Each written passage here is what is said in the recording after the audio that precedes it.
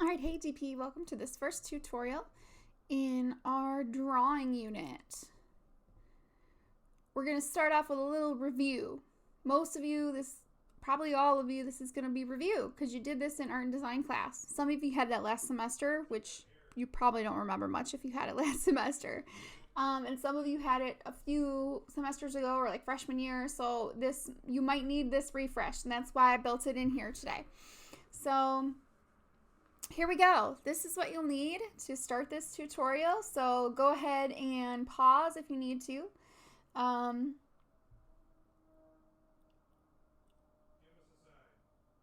You're going to need access to a mirror, either handheld or maybe you have a different one. 1 to 2 objects. Don't make it too hard or complicated. Some examples are flowers.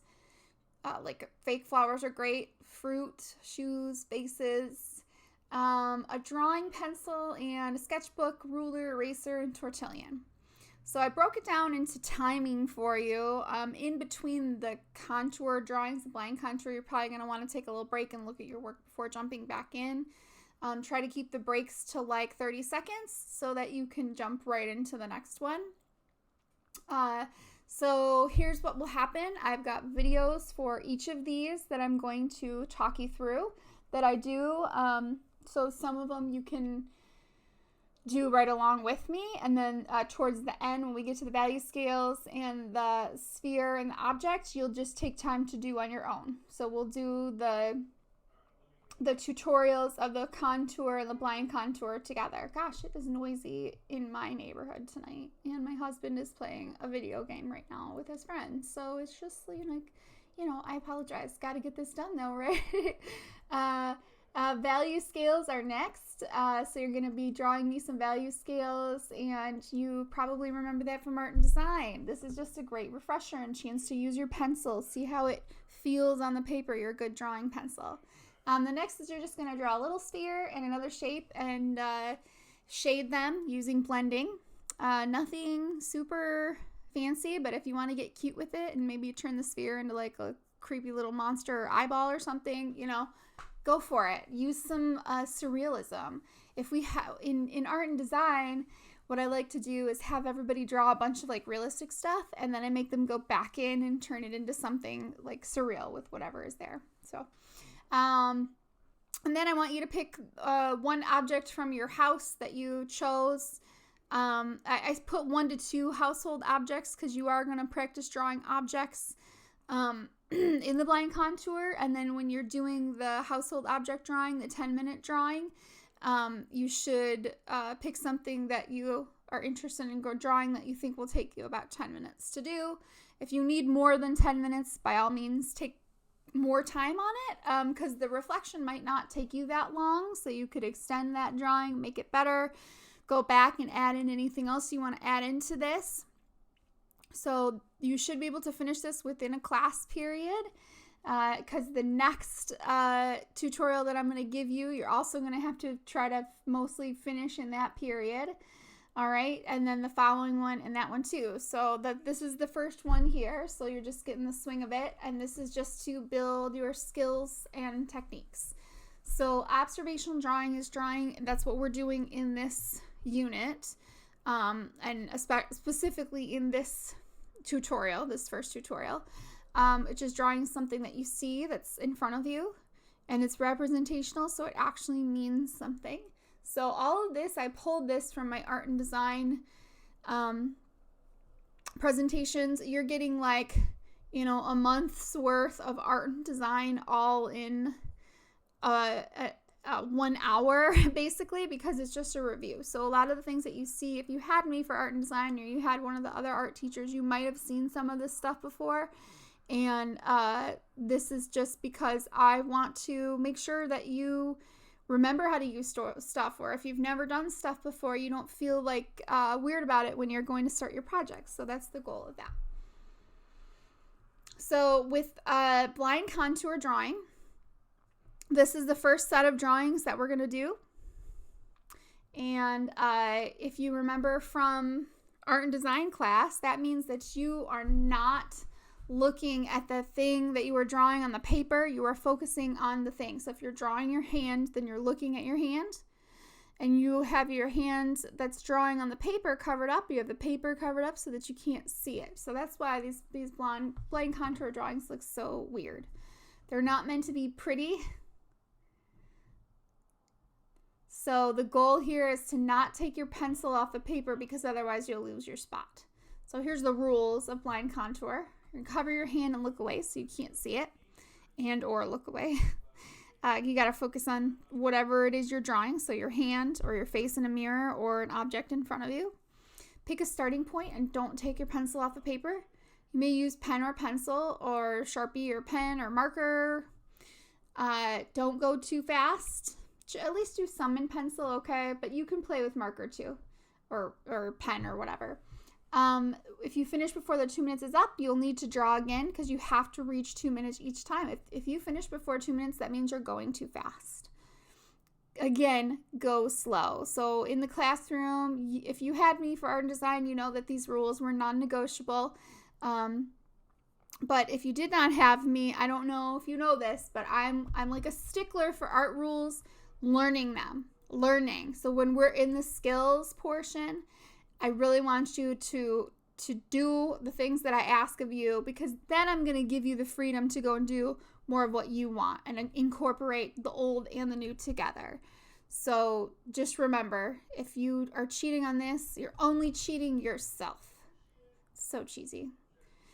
All right, so here's some examples of what blind contour drawings look like. These are my examples from the tutorial, which we'll be getting to in just a minute here after the lecture is over.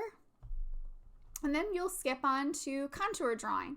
So you've drawn all these blind contour objects and things, and now you're going to do the same thing with contour, only you get to see the thing that you're drawing.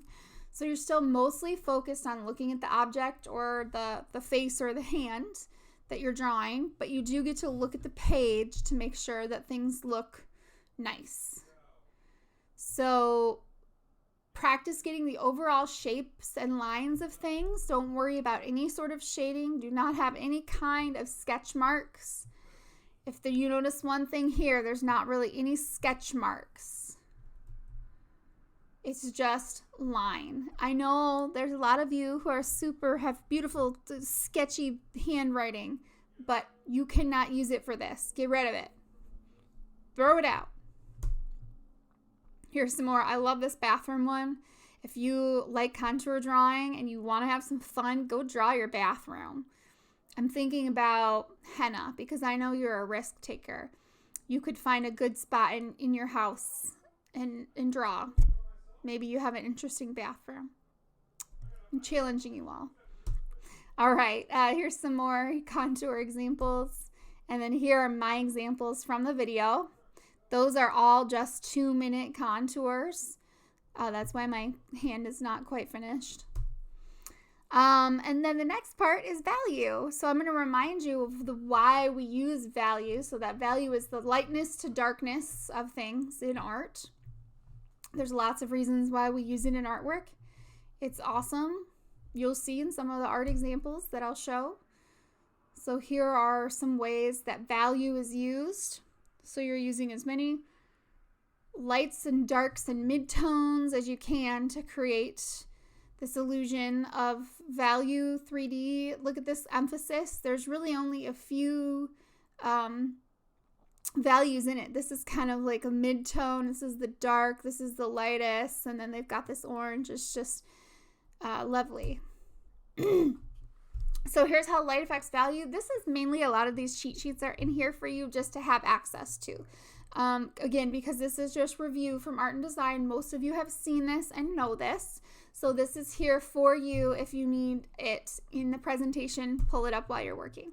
Here's some examples of other artists who use value. I won't go into detail, but I want to at least expose you to a few artists as we go through this unit before we actually get into the critical investigation. This is the one I always show in art and design that freaks people out. It's Caravaggio. It's a story about, it was a Bible story it was about Judith. It's about a woman, and it got taken out of the Bible. I'm not shocked. Woman got taken out. Anyway, She slayed this dude named Holofernes, who was like awful, terrible, like hurt, raped people. It was just like a bad person. And this was the story of her killing him. So on the left-hand side here, that's it here. And it's just the way Caravaggio uses light in his paintings. He really emphasizes certain points and makes you focus on the gruesome, gory details. And it almost looks like a photograph. It's just so fantastic with the lighting. Here's some M.C. Escher in the middle. Got that skull staring at you. And on the outsides, you've got some of his greatest pieces, really iconic pieces that you recognize right away as M.C. Escher. What a fantastic artist. All right, so here's a reminder about mark making. So you all probably played with mark making in art and design, and I want you to do 3 value scales for me. Just trying out some mark making techniques, figuring out what works, what doesn't, have fun with it. Here's some examples of different mark making techniques on portraits. Hatching, cross hatching, stippling. And then we have scribbling and blending. Blending is like traditional, when you think about like the normal way that people draw. Blending is where our minds go. That's why you have a tortillon or a little white blending stick in your supplies, because if you're doing a really big drawing project with pencil, you're going to need that to blend. Here's a reminder of what shape, form, and shading does. So when you're drawing your sphere, you're going to remember your highlight, your midtones, your core of your shadow, your reflected light down here to show the difference between that and the cast shadow, which is the darkest part. So you can clearly see the different shades, the values that are in here. There's also a breakdown of it here. This shows you where to put your highlight depending on where the light in the room is or the light outside is hitting an object. And here's some more drawings. This is all just good examples for you to have. And more reference. Here's my example of what you could do for this part of the assignment. Don't overthink it, okay? And then you're going to be drawing just a small object in your house. This was just a small pumpkin that I drew, and then put the steps of how I finished it blending. If you really like drawing with ink and you want to do like some cross-hatching for this instead of doing the traditional blending for the object drawing in your house, go for it. That sounds awesome. Please do that. And then here's just some more references for how to blend. And then here's some examples of drawing objects. This person used kind of cross-hatching blending hybrid. This has got some nice blending here with some good texture. Look at the shells. They look really textured just with pencil marks. There's some hatching here. This is done with blending, very simple. And yours does not have to be super polished, okay? It's just, you're not doing a full still life. You're literally just doing one object. I did 2 objects because I had originally recorded this for my art and design classes. But these were the objects that you'll see me draw. In the tutorial, I drew the croquis with pencil, and then I drew the plant and everything else with colored pencil, obviously. But I wanted to show the difference between how to use colored pencil versus how to use the pencil. This was a very short drawing, and I know it's not perfect, but it's a quick study, and that's all we're doing. This is all just sketchbook practice, so don't be too hard on yourself. The only person that's going to see this part is me, unless you want to show it to somebody else. Okay, so here's what your reflection questions are.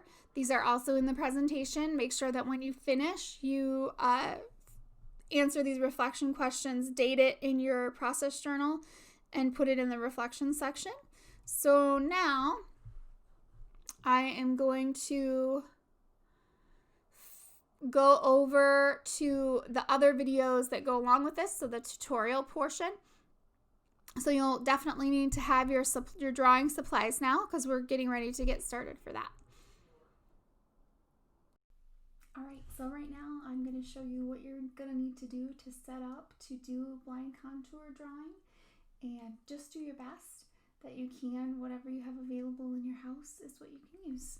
So we're going to turn the camera down here. Don't mind the fact that I scribble all over my desk. Alright, so I've got my sketchbook here. I'm going to get my pencil.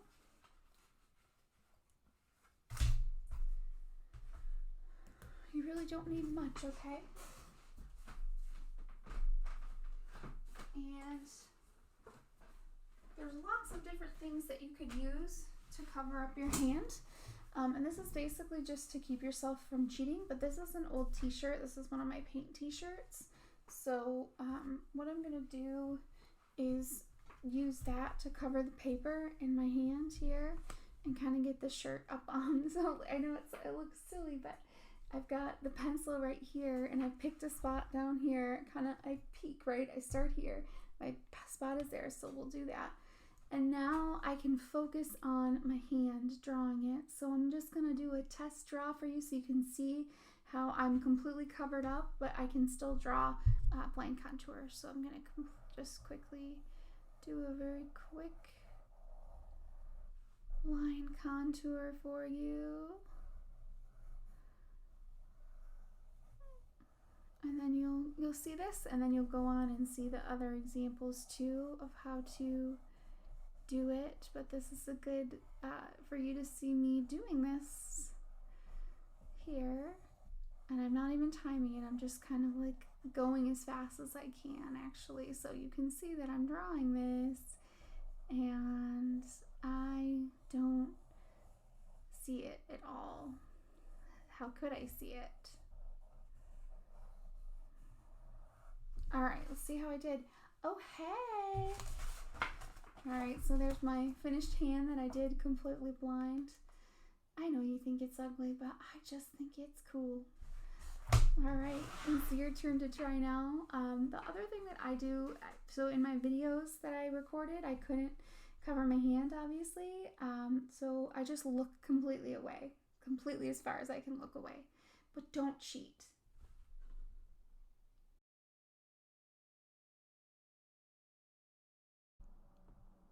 We're going to start off with a blind contour hand, and I'm going to set the timer on my phone for 2 minutes, and I believe I even show you that in the video.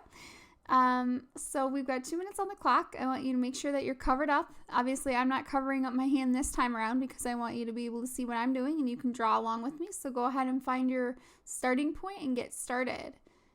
Here we go for 2 minutes. Blind contour hand. Hold your hand close enough to your face that you can really see the lines.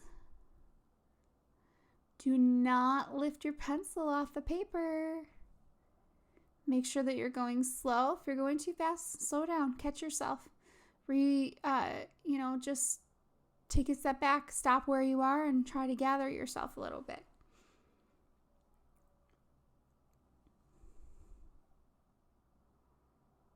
Just rounding all the corners gently.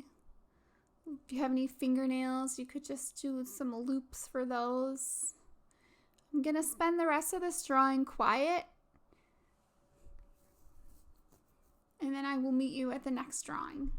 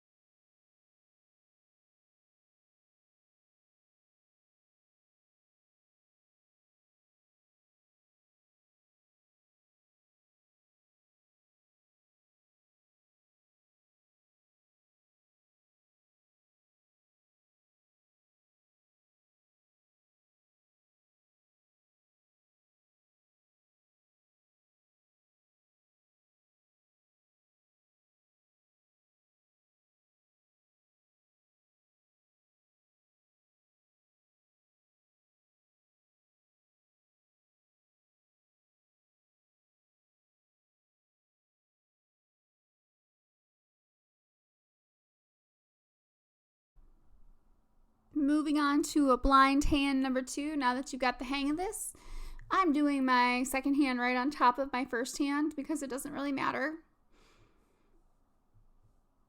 So go ahead and get yourself in position and begin. And if you went too fast the last time and stopped before 2 minutes, that means you're either or you're doing both. You're going too fast.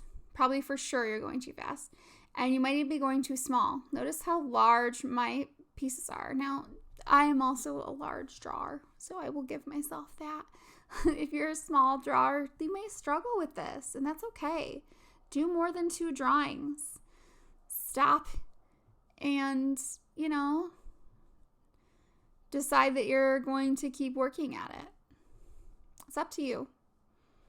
Just practice. This is all just kind of getting you in the groove of things. All right, I'll meet you at the next video.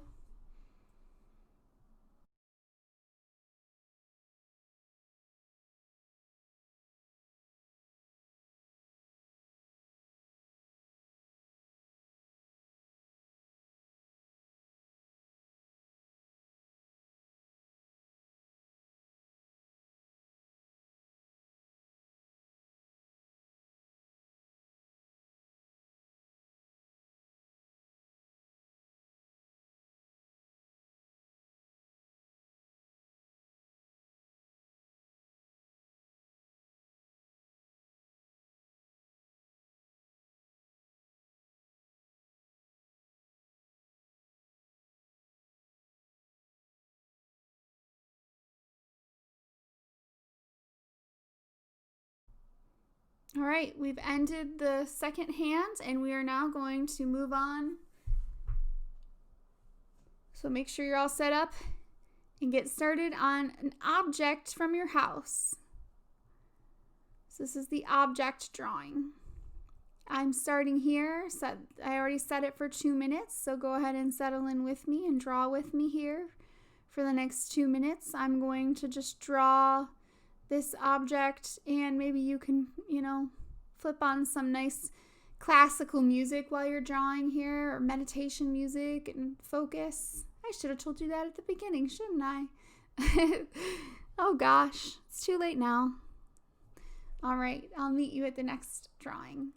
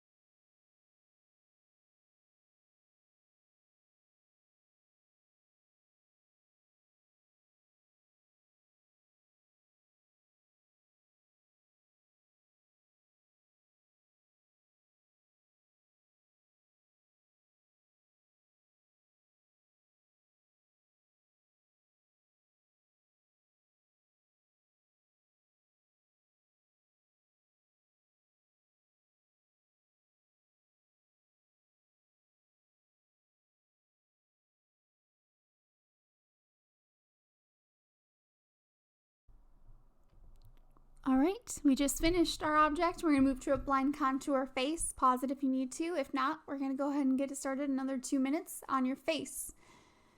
Get close to that mirror as you can get. Get a good look at your face and get started. Pick a spot. I am going to do the outline of my chin first. And again, this is all blind. I cannot see this, so it'll go awry pretty quickly. Enjoy drawing your face these next couple of minutes, and I will meet you back at the contour. So we're going to move to contour.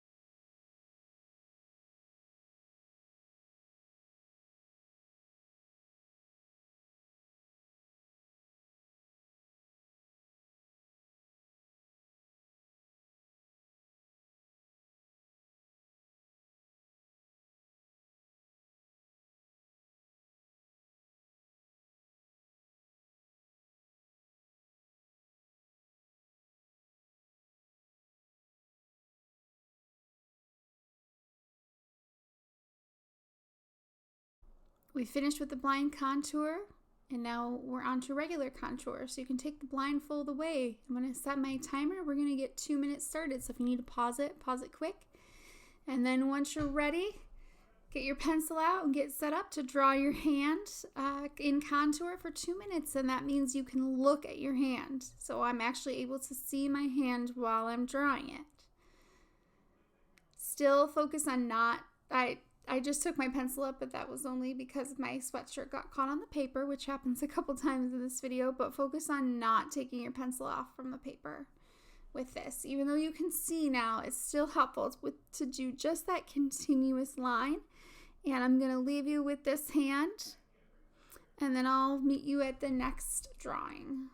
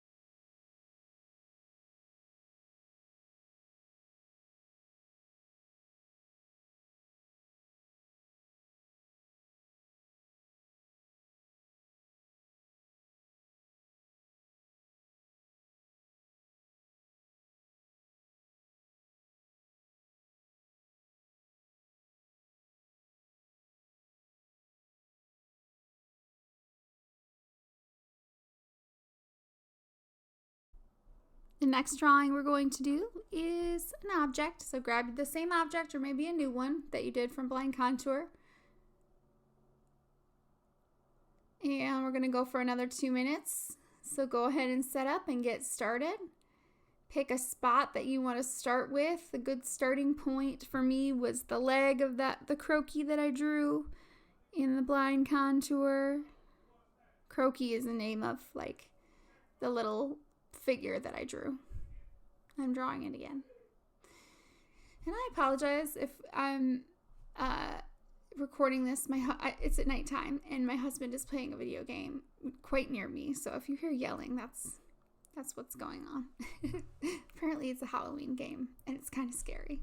Anyway, you're going to just do one object, and if you get to the end and you didn't go the full 2 minutes, or maybe you didn't feel like your object was very good, you could draw it again. That's fine too. Whatever you feel comfortable with going forward, or if you're ready to draw your face next. I will meet you at the face.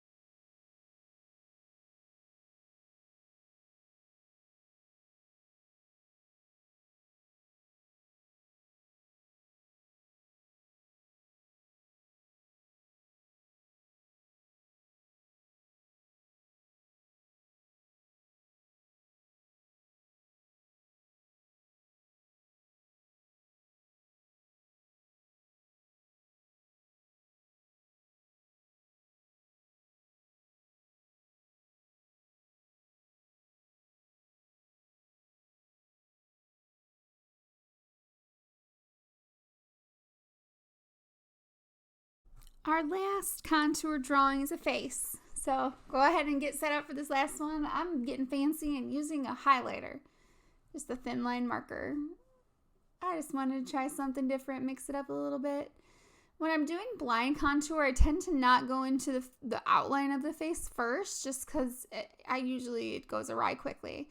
Sometimes I'll do an outline of the face when I do contour first. Sometimes I'll do the lips and up the nose and up the eyes.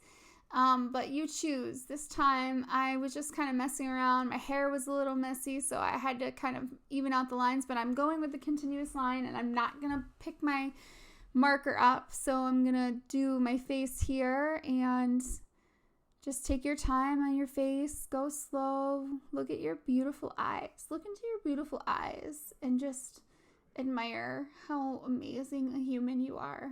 And I know for a fact that all of you are pretty darn amazing, because I heard about all of you from your art and design teachers, and they told me how wonderful you were. So, you're amazing.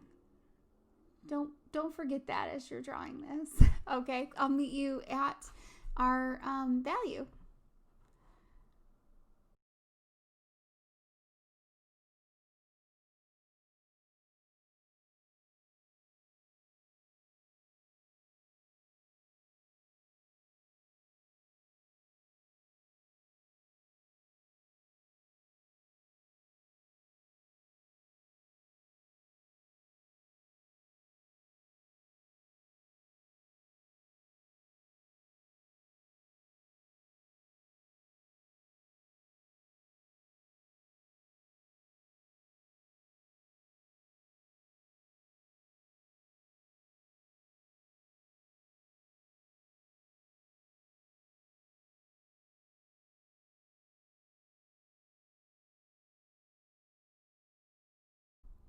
On to some value. This is just a quick review for most of you, so it's going to slide through this video pretty fast, and I'm going to set up my 3 value scales. You can set yours up however you want. You don't have to be as fancy as me and use a ruler.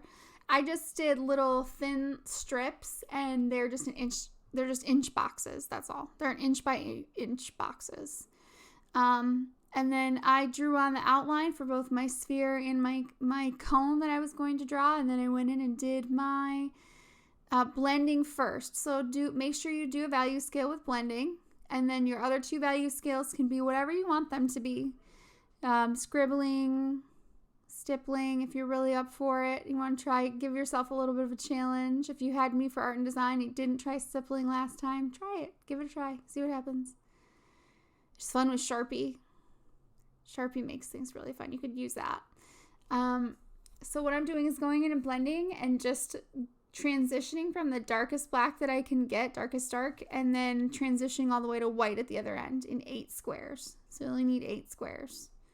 You should only need 8 squares to get as much value as you can. And I use my eraser and my tortillon a lot. This next one I'm doing cross hatching, so I'm using my really cool fine point pen. Miss Kim had these awesome fine point pens, and I was like admiring them in class one day, and then she gave one to me, and she's like, I just got them on Amazon, Miss Tabor, and they're glorious though. They're called Lisa Larson pens. They're really, really thin. All right, in the last part, I'm doing scribbling, and that one was actually pretty easy and fun to do. Now I'm going to transition over to the sphere, so I'm going to practice just making my object look 3D. Yeah, highlight, and then you get the mid-tones around there. Start to add in, I show you that I flipped my hand to the side so that you can get some more tones in there, and then you start to darken it up. And that's when you bring in your tortillon and you just start to blend everything out. And I love tortillons because it's like you don't even need to draw like with your pencil for half of the drawing. You can just use the tortillon and use the messy stuff that's on it to draw it with. So I have like 1 million tortillons, that rhymes, sitting around my house, and they get a lot of good use. They might be messy, but they're cool. So this is the only thing that I expect you to complete for this section is just the 3 value scales and then the sphere and the shaded object. And then we're going to move on here. There's my final product. You'll have the same or similar in your journal. And now I'm going to move on to my still life. So this is just a quick sped up version of me drawing my silly little 2-minute still life.